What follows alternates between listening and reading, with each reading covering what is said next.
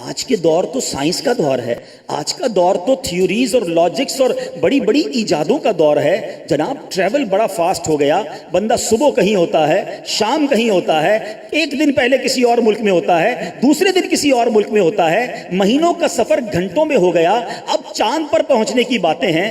تو ہو سکتا ہے آج کے دور کا کوئی سائنس کا اسٹوڈنٹ کہے کہ جناب آپ نے تو کہا جیسا دور ویسا معجزہ، تو بتائیے سائنس کا دور ہے، سپر سونک ایئر کرافٹ تیار ہو گئے ہیں، اب تو ایسے جہاز ہیں کہ جو آواز کی رفتار سے زیادہ تیز گزرتے ہیں۔ تھوڑا سا آپ کو بھی تجربہ ہوا ہوگا کہ کبھی کبھی جنگی جہاز ہمارے سر کے اوپر سے گزرتا ہے، جہاز نکل جاتا ہے، آواز تھوڑی دیر بعد آتی ہے۔ اس کا مطلب یہ ہے اس کی سپیڈ زیادہ ہے، آواز کی سپیڈ سے تیز رفتار ہے، جہاز نکل گیا، آواز بعد میں آئی۔ ایک اور تجربہ کر لیجئے گا، کبھی بجلی کڑکے، آپ دیکھیے گا بارش کے دنوں میں بادل جب کڑکتے ہیں نا اور آپ کو آسمان پر بجلی نظر آئے، اس کی چند سیکنڈز کے بعد آپ کو اب اس کی جو گرج چمک ہے وہ سنائی دے گی۔ تو اس کی وجہ پتہ ہے کیا ہے؟ روشنی کی رفتار تیز ہے، اس لیے دیکھ آپ نے پہلے لیا، آواز تھوڑی دیر بعد پہنچی، اس کی رفتار سلو ہے۔ مگر کمال یہ ہے آج کے دور میں اتنی سائنس نے ترقی کر لی کہ آواز کی رفتار سے زیادہ تیز سفر ہونے لگا۔ اب سائنس کا اسٹوڈنٹ پوچھے کہ بتاؤ آج کے دور کے مقابلے میں کوئی معجزہ ہے نبی پاک کا؟ تو اب میں بتاتا ہوں میرے آقا کی رفتار کا عالم کیا تھا۔ علماء لکھتے ہیں مکے سے بیت المقدس 1 مہینے کا سفر ٹھیک ہو گیا، بیت المقدس یعنی زمین سے پہلے آسمان کا سفر 500 سال کی راہ ہے۔ 500 سال تک گھوڑ سوار گھوڑا دوڑاتا رہے تو پہلے آسمان تک پہنچے گا، اتنا فاصلہ ہوگا۔ پہلے آسمان سے دوسرے آسمان 500 سال کی راہ، دوسرے سے تیسرے آسمان 500 سال کی راہ، 7 آسمان تک تقریباً 3500 سال کی راہ، سدرۃ المنتہا پہنچنا، پھر لامکاں۔ کتنا ڈسٹنس تھا یہ تو پتہ ہی کسی کو نہیں، گویا یہ ہزاروں لاکھوں سال کا سفر تھا۔ نبی پاک نے کتنی دیر میں کیا؟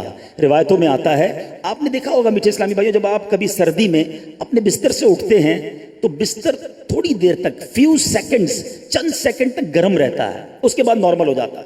اگر آپ دروازہ زور سے کھول کے بند کریں تو چند سیکنڈز تک کنڈی ہلتی ہے، پھر کنڈی رک جاتی ہے۔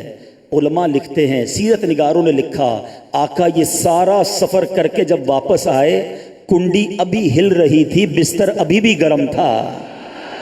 گویا یہ ہزاروں لاکھوں سال کا سفر، بنا لو سپر سونک ایئر کرافٹ، کر لو جتنا تیز سفر کرنا ہے۔ رب نے جب اپنے حبیب کو بلایا ہے تو ایسے بلایا ہے کہ سارا سفر کر کے آ گئے ہیں اور بستر گرم ہے، کنڈی ہل رہی ہے۔ اگر کوئی لاجک تلاش کرنا چاہے، عقل سے پوچھنا چاہے یہ کیسے ممکن ہے؟ اللہ کے بندوں، جو رب کن کہے تو چیز ہو جاتی ہے۔ جو 6 دن کے اندر پوری کائنات بنا سکتا ہے، اگر وہ اپنے بندے کو سیر کرانا چاہے، سفر کروانا چاہے اور پلک جھپکنے میں کرا دے تو اس کی قدرت کے آگے کیا ممکن نہیں۔ اور اب سنو عشق والا جواب، اگر میری اور آپ کی گھڑی میں سیل ہوں، سیل نکال لیں، گھڑی رک جاتی ہے، پھر سیل لگا دیں تو ٹک ٹک ٹک کر کے گھڑی چلنا شروع ہو جاتی ہے۔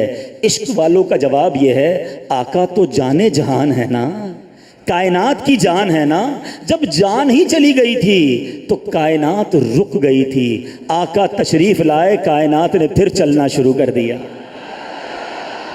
اے سیدی اعلیٰ حضرت سے پوچھو، کہتے ہیں وہ جو نہ تھے تو کچھ نہ تھا، وہ جو نہ ہو تو کچھ نہ ہو، جان ہے وہ جہان کی، جان ہے تو جہان ہے۔